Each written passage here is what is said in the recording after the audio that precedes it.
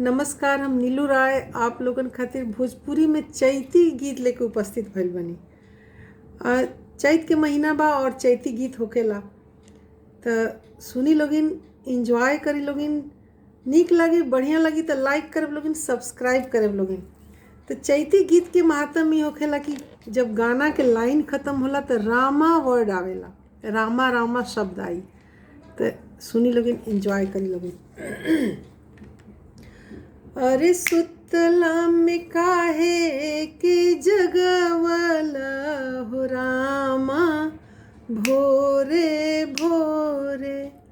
अरे सुतला में काहे के जगवला हो रामा भोरे भोरे। अरे सुतला में काहे के जगवला हो रामा भोरे भोरे। रस के सपनवा में रहल अखिया डूबल, रस के सपनवा में रहल अखिया डूबल। अरे अंग ही अंग अलसाए हो रामा, अरे अंग ही अंग अलसाए हो रामा भोरे भोरे।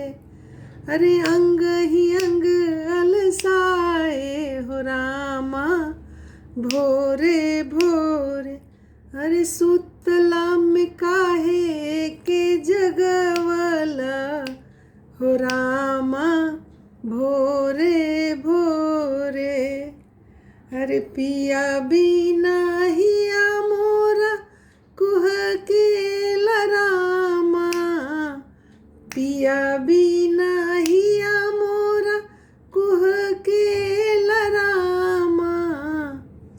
अरे चंपा के फुलवा मुरझाला हो रामा, अरे चंपा के फुलवा मुरझाला हो रामा भोरे भोरे। अरे सुतला में काहे के जगवला हो रामा भोरे भोरे। अरे सुतला में काहे के जगवला हो रामा भोरे भोरे।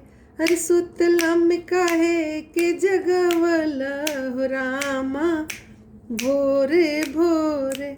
अरे सुतला में काहे के जगवला हो रामा भोरे भोरे।